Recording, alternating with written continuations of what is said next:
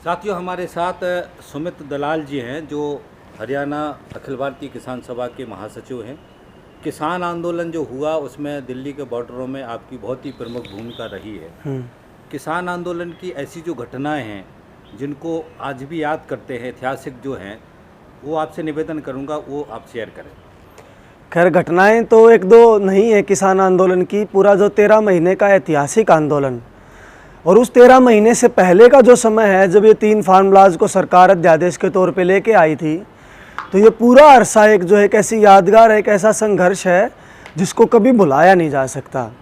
और जब हम इसके बारे में सोचते हैं तो बिल्कुल शुरुआती दौर में तो एक ऐसा संघर्ष भी था, लोगों से के साथ हमने लड़ना पड़ा था इन कानूनों के बारे में बताने के लिए। लोगों को इस बात का बिल्कुल भी यकीन नहीं होता था कि कोई सरकार जो है ऐसे कानून भी ला सकती है जिससे उनकी खेती, उनकी फसल और नस्ल पे एक बहुत बड़ा हमला होगा। जब कानून को सरकार अध्यादेश के तौर पे लेके आई तो पूरा अखिल भारतीय किसान सभा ही एकमात्र संगठन था जिसने शुरुआत में बिल्कुल शुरू से इसका विरोध शुरू किया था और उसकी प्रतियां जलाई थी, पर्चा निकाला था, जानकारियां लेके लोगों को जागरूक किया था।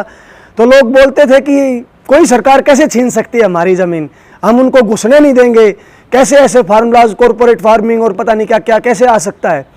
तो वो लोग हमारा मजाक भी उड़ाते थे उस समय पे। लेकिन जब ये आंदोलन पूरा पंजाब के अंदर भी फैला और दूसरे राज्यों के अंदर भी इसकी सुगबुगाहट शुरू हुई, देश की जो राजधानी है वहाँ पे इसकी चर्चाएं शुरू हुई, तो लोगों को ये समझ में आया कि हाँ, इन कानूनों का विरोध किया जाना चाहिए। और इन कानूनों का विरोध करने का अगर कोई सबसे बड़ा, एक तरह से अगर एक स्लोगन के तौर पे हम कहें तो कोई सबसे बड़ी चीज़ थी जो लोगों के जहन में थी, वो थी फसल और नस्ल। हमने इसको इसी तरह से भी बताया था और ये कानून भी वही थे। ये दो चीज़ों पे ही हमला कर रहे थे, एक किसानों की फसल पे, दूसरा किसानों की नस्ल पे। लोगों की खेती बाड़ी को, लोगों के जो है फसल खरीद की जो क्षमता, उस पर एक बहुत बड़ा हमला था। और खेती बाड़ी नहीं बचेगी तो लोगों की जो किसानों की जो नस्ल है वो भी एक तरह से बर्बाद हो जाएगी। तो ये एक स्लोगन था पूरा इस किसान आंदोलन का, और उस स्लोगन को आत्मसात करते हुए ही लोगों ने इस संघर्ष के अंदर हिस्सा लिया था एक तरह से। और शुरुआती दौर पे देखें तो बिल्कुल इसमें जब हमने इस लड़ाई को शुरू किया तो एक तरह से पहले छोटे लेवल पे गांव के अंदर ग्राम सभाएं की, पुतले फूके, धरने दिए, और उसके बाद जब पीपली का कांड हुआ तो उसके बाद बड़े पैमाने पे जो है विरोध कार्रवाइयां शुरू हुई। हरियाणा का आंदोलन पूरे देश के आंदोलन से थोड़ा सा भिन्न भी था। पूरा जो आंदोलन था उसका जो केंद्र था निश्चित तौर पे वो हरियाणा था और वो दिल्ली के चारों तरफ था। लेकिन उसके साथ साथ हरियाणा का जो अंदर का हिस्सा था वो पूरी तरह से इसमें एक तरह से वो उसमें रमा हुआ था। जितने भी टोल प्लाजा थे हरियाणा के, लगभग 20 के लगभग टोल प्लाजा जो है वो आंदोलन का केंद्र उस समय पे बने हुए थे, जहां लंगर चलते थे, जहां पे किसान जो है रोज धरना देते थे, अपने आगामी आंदोलन की रणनीति बनाते थे। और शुरुआती दौर में जब ये आंदोलन शुरू हुआ तो टोल प्लाजाओं को कुछ समय के लिए फ्री रखने का आह्वान किया गया था। कभी 4 घंटे, कभी 2 घंटे हरियाणा बंद का आह्वान हुआ, भारत बंद का आह्वान हुआ। तो उसके बाद ये टोल प्लाजा एक निश्चित केंद्र के तौर पे विकसित हो गए, एक स्थायी केंद्र के तौर पे ये विकसित हो गए। तो वो, क्योंकि वो टोल प्लाजा जो है उनकी दूरी भी कोई गांव से बहुत ज़्यादा नहीं है, तो वो गांव के आसपास ही है, तो एक ऐसे केंद्र बन गए जहाँ पर किसानों का आना प्रतिदिन बड़ा ही आसान था। और हर रोज़ बड़ी संख्या में वहाँ पे किसान, महिलाएं, बुजुर्ग, युवा वो उसमें आंदोलन के अंदर शरीक होते थे। 26 नवंबर को जब हम बॉर्डर्स पे पहुंचे, उससे पहले टोल प्लाजाओं का उतना बड़ा नहीं था, लेकिन दिल्ली पहुंचने के बाद और फिर जिस तरह का हमला सरकार ने किया उसके बाद ये स्थायी केंद्र हमारे बन चुके थे। दूसरी इसकी जो खासियत है वो महिलाओं का जिस तरह से इसमें हिस्सेदारी थी ना, वो अपने आप में अकल्पनीय है। कभी नहीं सोचा था किसी ने किस तरह से महिलाएं बड़ी संख्या में आएंगी, सड़कों पे उतरेंगी, निकलेंगी। और जब महिलाएं आई तो उसने समाज के दूसरे तबकों को भी प्रोत्साहित किया इस आंदोलन में शरीक होने के लिए। और एक बड़ी खासियत जो इस आंदोलन की रही कि एक जातीय विभाजन था, उसको भी कहीं ना कहीं इस आंदोलन ने कम किया है, जातीय दूरियों को भी कम किया है। और हम देखें जब गांव के अंदर कमेटियां बनी, सौते सफूरत है, जहां किसान सभा आती वहां पे तो बननी ही थी, लेकिन उसके अलावा जहां किसान सभा या कोई संगठन नहीं था वहां पे भी आंदोलन के सहयोग के लिए सौते सफूरत कमेटियां बननी शुरू हुई।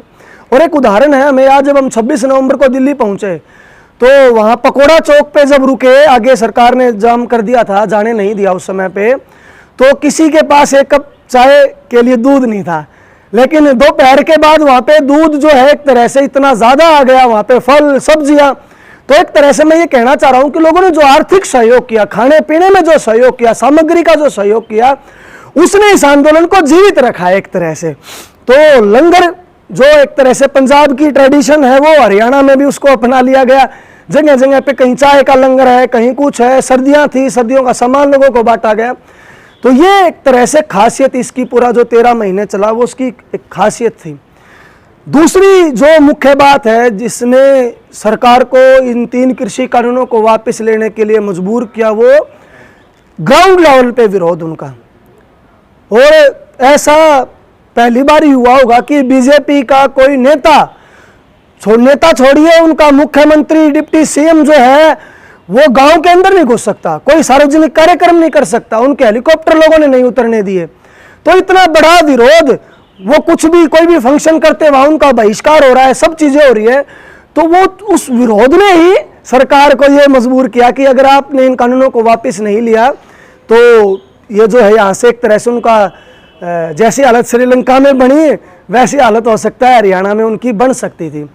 तो ये मुख्य है उसकी बातें हैं। मेरा कहने का पूरा सार ये है कि लोगों ने इन 3 कृषि कानूनों के बारे में समझ लिया था कि हाँ ये कैसे प्रभावित कर रहे हैं हमें, तब उन्होंने आके सड़कों पे इतनी बड़ी और इतने तीखे संघर्ष में जान की कभी चिंता नहीं की। उन्होंने इस बात की चिंता नहीं की उस दौरान की मुकदमे बन रहे हैं, क्या हो रहा है। तो एक बहुत बड़ा जो है उन्होंने अपने ऊपर बोझ डाल के एक तरह से इसका संकल्प लेके इस लड़ाई को उन्होंने लड़ा। और दूसरी चीज, डंडा झंडा हाथ में रहा हमारे पूरे 1 साल तक, हम जहाँ भी गए और इवन अब भी पूरी, मेरे को लगता है भारत के में जो है कहीं भी टोल प्लाजा पे फ्री नहीं होगा, लेकिन हरियाणा में अब भी जब हम कहीं आंदोलन में शामिल होने जाते हैं तो अब भी टोल फ्री है हमारे लिए। तो ये मुख्य बातें हैं उसकी।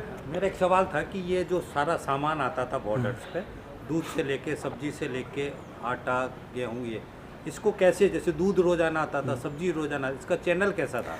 चैनल था गांव इसका है। लोगों को पता था कि लोग असल में तो अपने आप, मैं कह रहा हूँ, लोगों ने उसको अपना मान लिया था कि जैसे हमारा कोई परिवार वहां बैठा है और उसको किसी चीज की जरूरत है तो वो लेके जाना है। इसलिए युवा जो है सुबह दूध इकट्ठा कर लेते। गाँव में कमेटियां बन गई थी तो उन्होंने गाँव के सभी तबके, सभी जातियों से पैसा इकट्ठा किया, एक जगह उसके पूल किया, उससे राशन खरीदा, वो ले जाके वहां पे बांटा। किसी के पास सब्जियां हैं, किसी के पास आलू हैं, किसी ने दवाइयां खरीद ली तो वहां पे डॉक्टर्स को दवाइयां दे आया। तो लोगों ने अपने आप इसको जो है कमेटियों के मार्फत कह लो या जो कमेटियों में थे, शहर के लोग थे, उन्होंने सेक्टर्स के जैसे लोग थे, उन्होंने अपने आप ही लोगों से फंड इकट्ठा करके सारा राशन खरीद के उसका वहां पे जाके उसका वितरण किया है। आपके यहाँ आप लोगों ने भी एक बहुत लंगर फेमस था आपका हरियाणा का, हाँ, जिसमें बहुत टाइम तक चलाया, आप लोगों ने चलाया। उसमें हमें बताया गया था कि एक गांव से रोटी भी इकट्ठी करते थे, क्या ये सच बात है? बिल्कुल सच बात है। हमारा जो जींद का लंगर था, और हरियाणा में जींद का लंगर ही एक सबसे बड़ा लंगर था जहाँ हर रोज हजारों लोग खाना खाते थे। और विशेष तौर पे जो पंजाब से भी आने वाले लोग थे, हरियाणा के भी जो लोग थे, वो जाते हुए आते हुए वहीं खाना खाते थे। वहीं पे हमारे साथी थे, वो गांव से रोटियां कलेक्ट करते थे, वहां पे रखते थे। कोई दूध लेके आता था। किसान सभा, CITU और हमारा जो कर्मचारी संघ है, सर्व कर्मचारी संघ, उसके सहयोग से वहां पे लगभग पूरे आंदोलन के दौरान ही वो लंगर चला। लोगों ने बहुत उसमें जो है सहयोग किया। और ऐसा लंगर मेरे को लगता है कहीं और नहीं चला होगा जैसा हरियाणा में वो चला है। अभी जो वर्तमान में है, किसानों का क्या संकट है और आप लड़ने के लिए, संघर्ष के लिए क्या तैयारी है आपकी? अभी इस समय पे मुख्य तौर पे तो एक संकट सरकार ये भी खड़ा कर रही है कि वो ये जो एकता बनी थी संयुक्त किसान मोर्चा की, और विशेष तौर पे हरियाणा और पंजाब जो एकजुट हुए थे, सरकार उसको तोड़ने की कोशिश कर रही है। आज सरकार को सबसे बड़ा अगर अपने सामने कोई एक तरह से चैलेंज दिखता है तो वो हरियाणा और पंजाब के किसान दिखते हैं।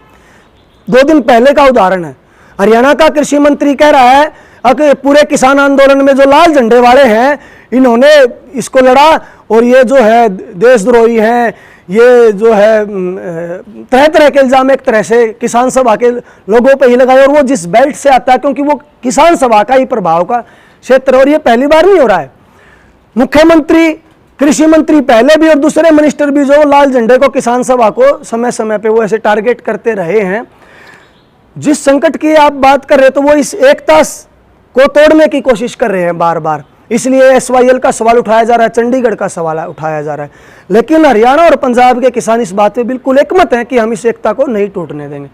दूसरी जहाँ तक संकट का सवाल है, वो संकट जो हमारे सामने हर साल जो है फसलें बर्बाद हो रही है हमारी, प्राकृतिक आपदा के चलते, बीमारियों के चलते फसलों का जो है खराब हो जाती हैं। प्राइवेट बीमा कंपनियां हैं जो किसानों को मुआवजा नहीं देती, सरकार से भी इस बात के लिए लड़ना पड़ता है, आंदोलन करने पड़ते हैं, आंदोलन करके मुआवजा स्वीकृत कराना पड़ता है, फिर दोबारा आंदोलन करके उसको हासिल करने की लड़ाई लड़नी पड़ती है। अब भी हमारा किसान आंदोलन के खत्म होने के कुछ बाद नरवाना तहसील हमारी जींद, वहां पे धरना लगा था, वो आज भी चल रहा है इसी सवाल को लेके। आदमपुर में हमारा धरना चला, तो ये बहुत बड़ा एक तरह से सवाल आज खड़ा है। इसके साथ ही फसल खरीद में भी सरकार तरह तरह के अड़ंगे अड़ा रही है। साइलोज हरियाणा के अंदर कई बना दिए, धीरे धीरे सरकारी खरीद की अपनी जिम्मेदारी से पीछे हट रही है। बाजरे की खरीद सरकार ने नहीं की है, सरकारी जो MSP पे कहते हैं। और इसके अलावा चाहे वो पानी का सवाल है, शिक्षा का सवाल है, स्वास्थ्य का सवाल है, गन्ने का भाव का सवाल है, गन्ने का रेट नहीं सरकार बढ़ा रही है। तो ये समस्याएं हमारे सामने अभी खड़ी हैं। और सबसे बड़ा जो सवाल है वो खरीद की गारंटी का, जो MSP का है। कर्जे का सवाल है, किसान जो है वो कर्ज के अंदर जकड़े हुए हैं, तो उनको कर्जा मुक्त किया जाए, ये सवाल है। और इस पे किसान सभा ने अपने स्तर पे भी आंदोलन की एक योजना बनाई है, और संयुक्त किसान मोर्चा के साथ भी हम हरियाणा में आंदोलन इसको लड़ेंगे। और निश्चित तौर पे जो भी सवाल है, इनके ऊपर एक आने वाले समय में एक बहुत बड़ा संघर्ष, जुझारू संघर्ष होने वाला है, ताकि किसानों को कुछ राहत दिलवाई जा सके।